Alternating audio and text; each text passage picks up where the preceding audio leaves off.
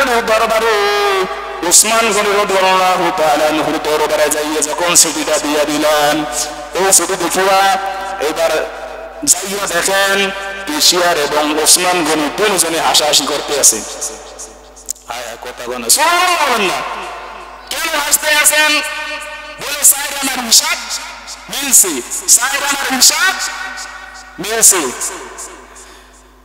এরপরে সিটের যখন পৌঁছাইয়া দিলেন, তিনি ডাক দিয়া বলেন,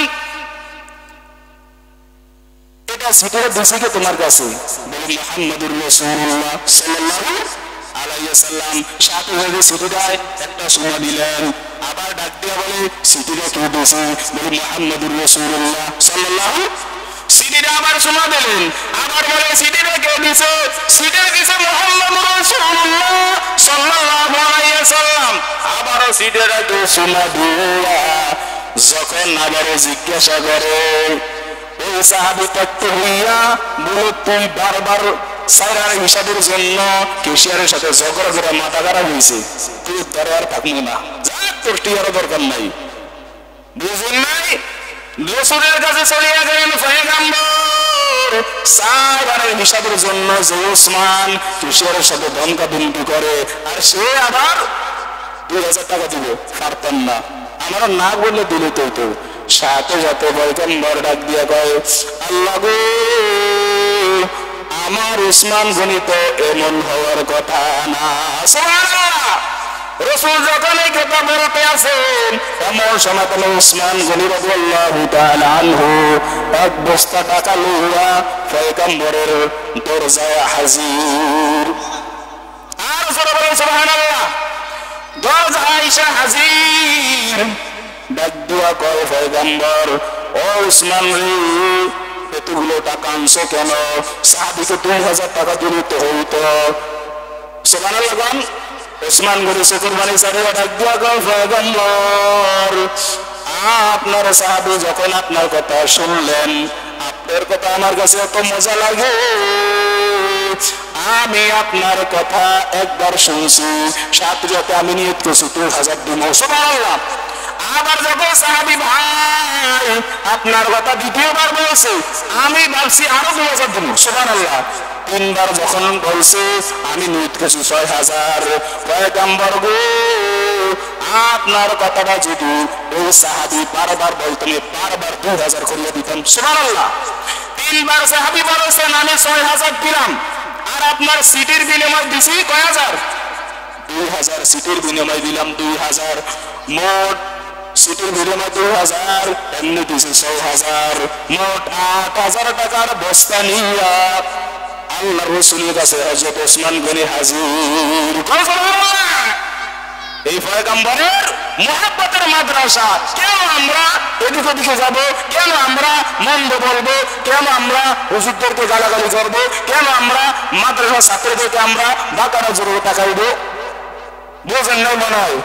আপনি যখন মারা যাবেন, বুঝেন নাই, মারা যখন যাবেন জানাজা করার প্রতি এই মাদ্রাসা থেকে তো আপনি যদি এখন এদিকে ধমকাতে নিচে নিয়ে যান, মাদ্রাসার এই ছাত্র তলবে যদি ইলমওয়ালা না হয়, তাহলে আপনি তো মারা যাবেন, কুত্তার মতো কাপড়ে ফালিয়ে দিতে হবে, জানাজা করার নাম থাকবে না। ঠিক কিনা বলেন? দিবেন তো? কথা বলেন, দিবেন তো? এই শোনেন, নিয়ত দেখেন, হযরত বাদশাহ হারুন রশিদ চিন্তা করলেন একা মসজিদ বানাইলেন। বুঝেন নাই?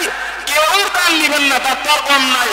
এ বাদশাহ চিন্তা করলেন একা মসজিদ বানাইব, একা মসজিদ বানাইব। লোকের ডাক দিয়া বলল, আমার মসজিদে কেউ দান করবা না, আমি একা মসজিদ বানাইব। এই নিয়ত করিয়া যখন মসজিদ বানাইছি, সবাই নামাজ পড়বে, ইবাদত করবে, আমি একা মসজিদ বানাইব।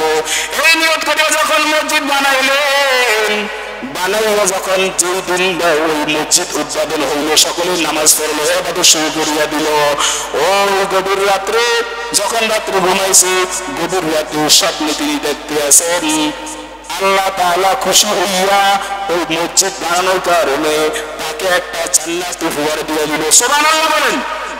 কি উপহার দিছে? জান্নাত উপহার দিলেন। তিনি জান্নাতের ভিতরে স্বপ্নে দেখে ঘুরতে আছেন, জান্নাতের ভিতরে ঘুরতে আছে এমন সময় তিনি জান্নাত থেকে বাইর হয়ে যখন সামনের দিকে তাকাইলেন, দেখতে আছে তার জান্নাতের মতো আরেকটা জান্নাত সামনে দেখা যায়। সুবহানাল্লাহ। চিন্তা করেন, এটার মানে আমার জান্নাত। তোমরা ওই জান্নাতের দিকে দাও। জান্নাতের ভিতরে যাইয়া দেখে জান্নাতের সামনে লেখা আছে আরেকজন নাম তার আহমদ। নাম কি? কথা বুঝুন না, নাম কি? আহমদ। এই আহমদটাকে লেখা যে রাজযোগালী যে করে ওই মেস্তুরির যোগালী, বুঝেন নাই? মেস্তুরির যোগালীর নাম আহমদ। তিনি যখন সকালবেলা যখন উঠলেন সমস্ত মেস্তুরিদের ডাকলেন, ডাক দিয়ে তিনি খাওয়াইলেন আর বলে তোমাদের ভিতরে আহমদ নামক এই যুবকটা কে আছে? একজন ডাক দিয়া কয় আমি বাদশাহ, আমার নাম আহমদ। বলে তোমার নাম আহমদ, এদিকে আসো। তুমি কোন জায়গায় মসজিদ বানাইছো? সুবহানাল্লাহ বলেন। বলে কোন জায়গায় মসজিদ বানাইছো? বলে আমি মসজিদ বানাই নাই। বলে তোমারও দেখছি মসজিদ বানাইনাকারীর লিস্টিত তুমি, এবং তোমার নামে একটা জান্নাত আল্লাহ তাআলা দিয়ে দিল, কারণটা কি? সুবহানাল্লাহ বলেন। তিনি ডাক দেয়া করে বাদশাহ কিছু মনে করবেন না, আমার তো কিছু নাই, আমি একজন যুগালী। বাবার বিটা কাটার সময় ওই বিটার ভিতরে 3 টুকরা পাথর পাইলাম। সুবহানাল্লাহ। সেই পাথরের রংগুলা আপনার পাথরের মতন। কোন সুবহানাল্লাহ। আমি চিন্তা করলাম দান তো করা যাবে না, রাতের গভীরে আসিয়া 3টা টুকরা পাথর ওই পাথরের স্তূপের ভিতরে ছেড়ে দিলাম। সুবহানাল্লাহ। যখন স্তূপের হয়ে ছেড়ে দিলাম, রাতের বেলা আল্লাহর কাছে কান্নাকাটি করিয়া বললাম, আল্লাহ আমি তো মসজিদ বানাইতে পারি না, আপনার ঘরকে আমি সহযোগিতা করলাম, আপনি কবুল করেন। সুবহানাল্লাহ। আল্লাহ আমার এই আমলটা কবুল করিয়া হয়তোবা আমার জন্য জান্নাত রাখছেন, তৈরি করে দিয়েছেন। সুবহানাল্লাহ। চিন্তা করেন এ কি বিশ্বাস কি জিনিস। হারুন রশিদ একা গোটা মসজিদ বানাইয়া যে জান্নাত পায়, আর একজন রাজ্যকালীর যুগালী 3 টুকরা পাথরে একই বিশ্বাসের সাথে দিয়া ওই জান্নাত পায়। আরো জোরে কন্যা সুবহানাল্লাহ। আল্লাহ তাআলা যেন আমাদেরকে যতটুকু আমরা দিছি এবং দিব সকলকে আল্লাহ তাআলার ঘরের জন্য, রাসূলের ঘরের জন্য দিয়া যেন একই বিশ্বাসের সাথে দিয়া যেন আল্লাহ তাআলা জান্নাতবাসী করবে। জোরে কোন আমিন। আরো জোরে কোন